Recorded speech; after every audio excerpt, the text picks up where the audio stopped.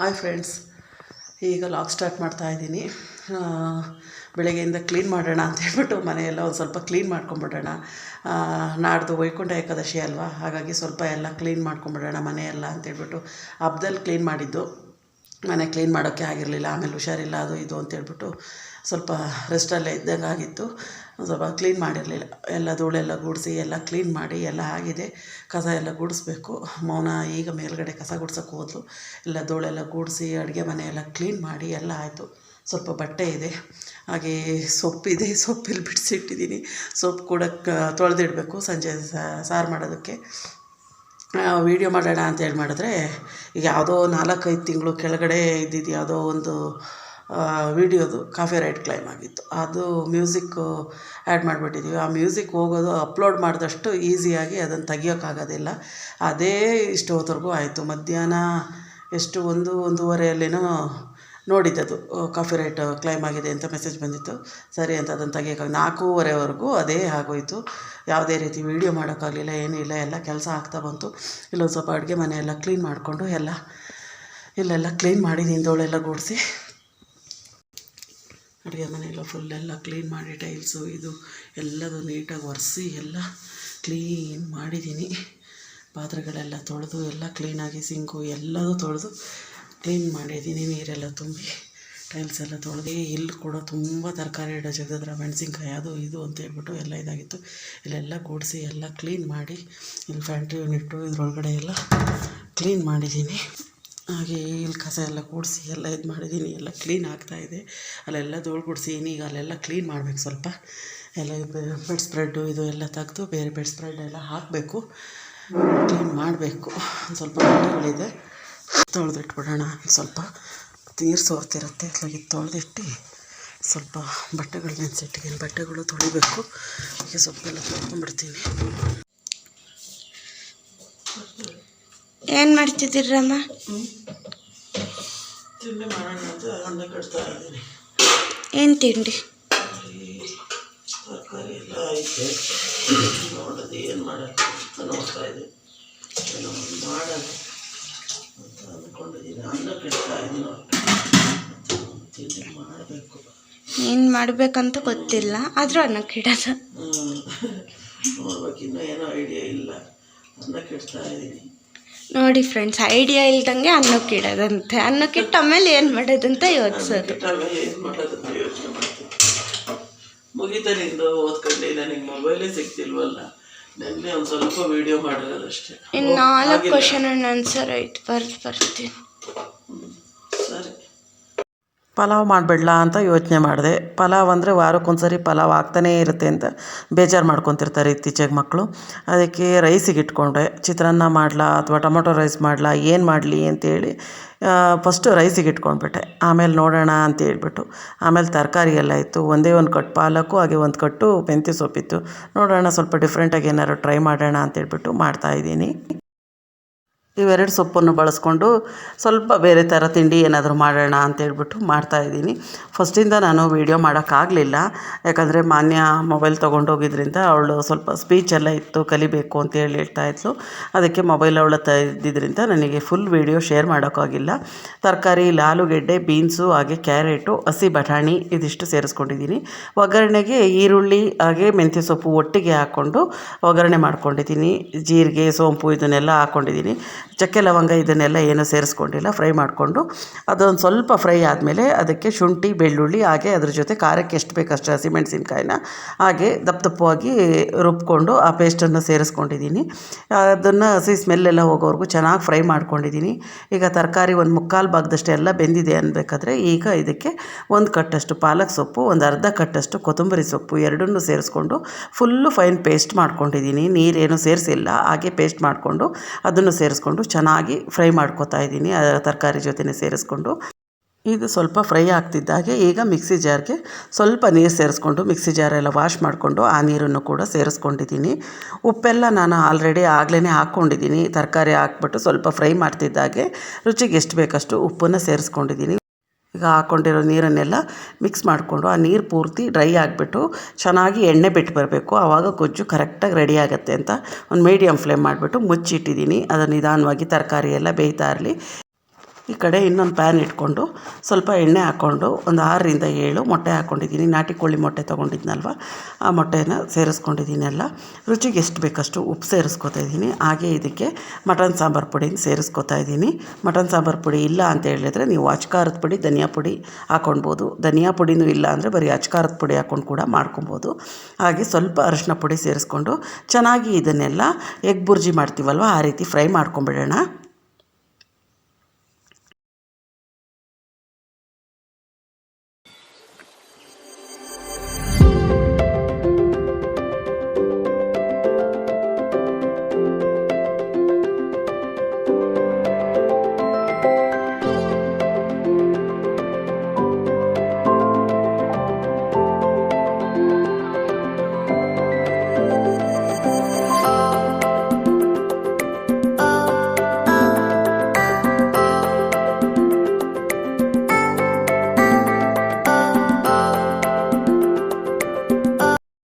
ಈ ಕಡೆ ಪಾಲಕ್ ರೈಸ್ ಗೊಜ್ಜು ಕೂಡ ರೆಡಿ ಆಯಿತು.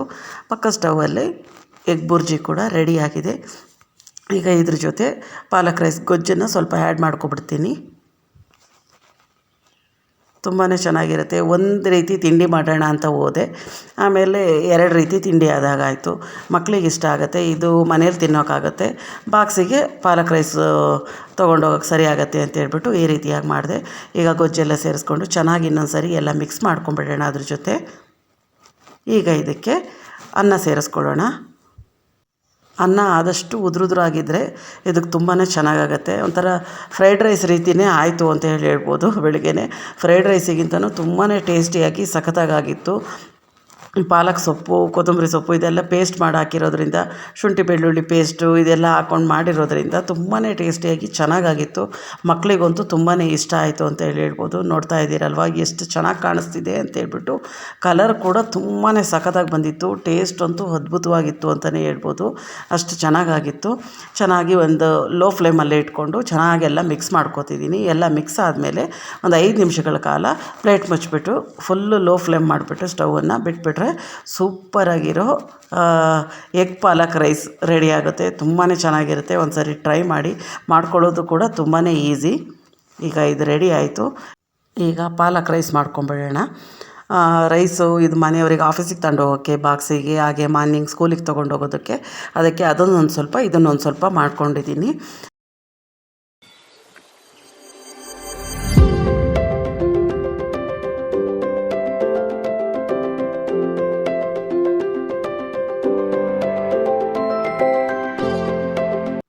ಸೂಪರಾಗಿರೋ ಪಾಲಕ್ ರೈಸ್ ಕೂಡ ರೆಡಿ ಆಯಿತು. ಒಂದೊಂದೇ ಕಟ್ಟು ಮೆಂತ್ಯ ಸೊಪ್ಪು, ಒಂದೇ ಕಟ್ಟು ಪಾಲಕ್ ಸೊಪ್ಪು ಇದ್ದಿದ್ದು. ಏನು ಮಾಡೋದು ಸಾಂಬಾರಿಗೂ ಸಾಕಾಗಲ್ವಲ್ಲ ಇದು ಅಂತೇಳಿ ಅನ್ನಿಸ್ತಾ ಇತ್ತು. ಏನಾದ್ರು ತಿಂಡಿ ಮಾಡೋಣ ಅಂತೇಳಿದ್ರೆ ಒಂದು ಕಟ್ಟು ಮೆಂತ್ಯ ಸೊಪ್ಪು ಏನಕ್ಕಾದ್ರು ಹಾಕೋಬೋದು, ಪಾಲಕ್ ಏನು ಮಾಡೋಣ ಅಂತ ಯೋಚನೆ ಮಾಡ್ತಿದ್ದೆ. ದಿಢೀರಾಗಿ ಈ ರೀತಿ ಏನಾದ್ರು ಒಂದು ರೆಸಿಪಿ ಮಾಡೋಣ ಅಂತೇಳಿ ಅನ್ನಿಸ್ತು. ನೋಡೋಣ ಅಂತೇಳಿ ಟ್ರೈ ಮಾಡಿದೆ. ತುಂಬಾ ಚೆನ್ನಾಗಾಯಿತು. ಟೇಸ್ಟ್ ಯಾವ ರೀತಿಯಾಗಿದೆ ಅಂತ ಹೇಳ್ಬಿಟ್ಟು ಈಗ ಮಾನ್ಯ ತಿಂಡಿ ತಿಂತಾಯಿದ್ದಾಳೆ. ಕೇಳೋಣ ಬನ್ನಿ. ಹೆಂಗಾಯ್ತು ಮಾನ್ಯ ತಿಂಡಿ? ಏನು ಫ್ರೈಡ್ ರೈಸ್ ಥರನೇ ಆಯಿತು? ಟೇಸ್ಟ್ ಬೇರೆ ಥರ ಆಯಿತು? ಬೇರೆ ಥರ ಚೆನ್ನಾಗಿದೆಯಾ? ಇಷ್ಟ ಆಯಿತಾ? ಮಾಡ್ಬೋದಾ ನೆಕ್ಸ್ಟ್ ಇನ್ನು? ಹಾಂ ದಿನ ಇದನ್ನೇ ಮಾಡೋದ? ಹಾಗಾದ್ರೆ ಸಪ್ರೇಟ್ ಗೊಜ್ಜು ಮಾಡಿಟ್ಟಿರ್ತೀನಿ. ಡೈಲಿ ಒಂದೊಂದು ಮೊಟ್ಟೆ ಹಾಕೊಂಡು ಮಿಕ್ಸ್ ಮಾಡ್ಕೋಬೋದು.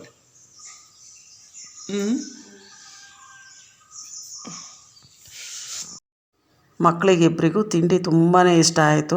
ಚೆನ್ನಾಗಿತ್ತು ಅಂತ ಮನೆಯವ್ರು ಕೂಡ ಚೆನ್ನಾಗಿದೆ ಅಂತ ಹೇಳ್ಬಿಟ್ಟು ತಿಂಡಿ ತಿಂದರು. ಚೆನ್ನಾಗೂ ಆಗಿತ್ತು ಮಾತ್ರ. ಟೇಸ್ಟ್ ಅಂತೂ ಸಖತ್ತಾಗಿ ಬಂದಿತ್ತು.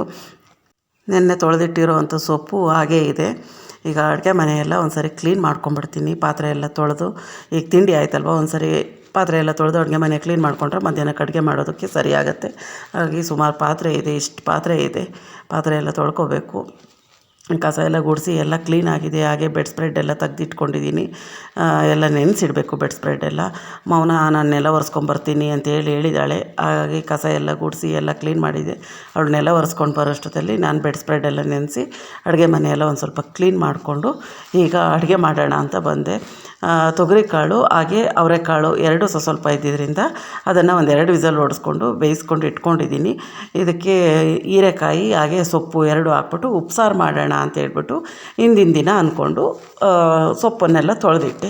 ಹಿಂದಿನ ದಿನ ಯಾಕೆ ಸಾರು ಮಾಡೋಕ್ಕಾಗಲಿಲ್ಲ, ಆಮೇಲೆ ವೀಡಿಯೋನೂ ಯಾಕೆ ಮಾಡೋಕ್ಕಾಗಲಿಲ್ಲ ಅಂತ ಹೇಳಿದ್ರೆ, ಮಾನ್ಯ ಬರ್ತಿದ್ದ ಹಾಗೆ ನೋಟ್ಸ್ ಇತ್ತು ಸ್ವಲ್ಪ, ಹಾಗೆ ಒಂದು ಸ್ಪೀಚ್ ಎಲ್ಲ ಇತ್ತಂತೆ ಕಲಿಯೋದಕ್ಕೆ. ಅದಕ್ಕೆ ಅದನ್ನೆಲ್ಲ ಕಲಿಬೇಕು, ಮೊಬೈಲ್ ಬೇಕು ನನಗೆ ಅಂತ ಹೇಳಿದ್ರು. ಹಾಗಾಗಿ ವೀಡಿಯೋ ಮಾಡೋಕ್ಕಾಗಲಿಲ್ಲ.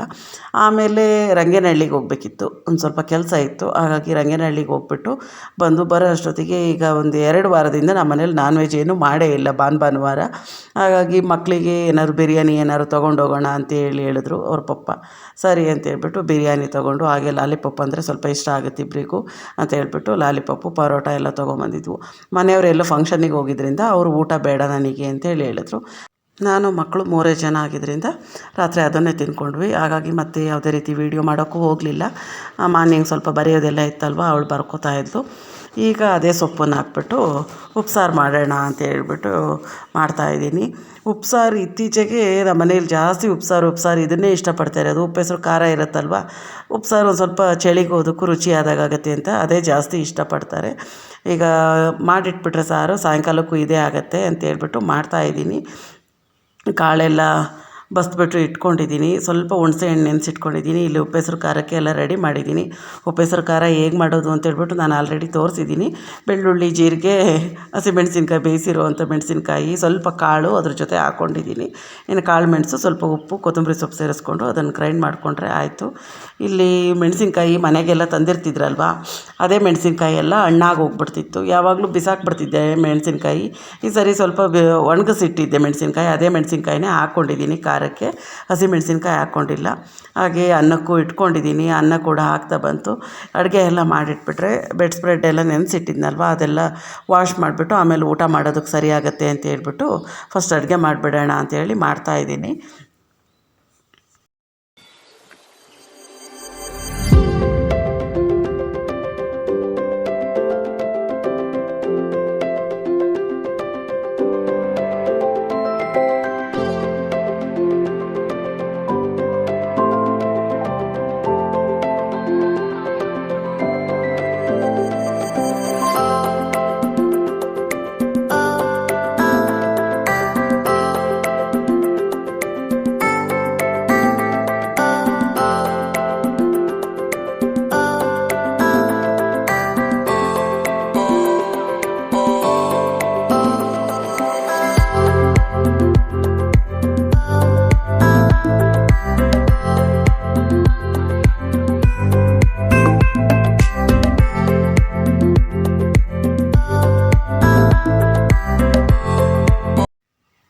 ಉಪ್ಸಾರಿಗೆ ಬೇಳೆ ಏನು ಬಳಸಿಲ್ವಲ್ಲ, ಬರೀ ತೊಗರಿಕಾಳು ಅವರೆಕಾಳು ಆಗಿರೋದ್ರಿಂದ ಸ್ವಲ್ಪ ನೀರು ಥರ ಇರುತ್ತೆ ಅಂತ ಹೇಳ್ಬಿಟ್ಟು ಅದು ಕಾಳು ಬೇಯೋ ಅಷ್ಟೊತ್ತಿಗೆ ಅದ್ರ ಜೊತೆ ಒಂದು 3 ಟೊಮೆಟೊ ಹಾಕ್ಕೊಂಡಿದ್ದೆ. ಟೊಮೆಟೊ ಹಾಕ್ಕೊಳ್ಳೋದ್ರಿಂದ ಸ್ವಲ್ಪ ಗಟ್ಟಿಯಾಗಿ ಬರುತ್ತೆ, ಮುದ್ದೆ ಎಲ್ಲ ಊಟ ಮಾಡೋದಕ್ಕೆ ಚೆನ್ನಾಗಿರುತ್ತೆ ಅಂತ ಅದ್ರ ಜೊತೆ 1 ಸ್ಪೂನಷ್ಟು ಉಪ್ಪೆಸರು ಖಾರ ಹಾಕ್ಕೊಂಡು ಅದನ್ನು ಕುದಿಸ್ಕೊಂಡಿದ್ದೀನಿ.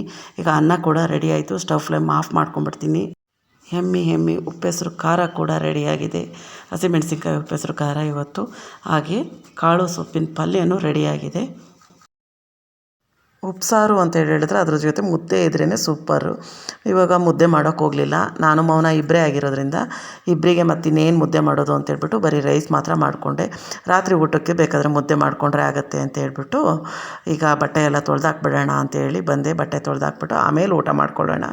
ಊಟ ಮಾಡ್ಕೊಂಡು ಬಂದರೆ ಬಟ್ಟೆ ತೊಳೆಯೋಕ್ಕೂ ಸರಿಯಾಗಲ್ಲ, ಹೊಟ್ಟೆ ತುಂಬಿರುತ್ತೆ, ಕೆಲಸ ಮಾಡೋದಕ್ಕೆ ಸರಿಯಾಗಲ್ಲ ಅಂತ ಹೇಳ್ಬಿಟ್ಟು ಅದಕ್ಕೆ ಬಟ್ಟೆ ಎಲ್ಲ ತೊಳೆದ್ಬಿಟ್ಟು ಆಮೇಲೆ ಊಟ ಮಾಡ್ಕೊಳ್ಳೋಣ ಅಂತೇಳಿ ಇವತ್ತಿನ ಲಾಗ್ ಈ ರೀತಿಯಾಗಿತ್ತು. ಈ ಲಾಗ್ ನಿಮಗೆ ಇಷ್ಟ ಆಗಿದೆ ಅಂತ ಅಂದ್ಕೋತೀನಿ.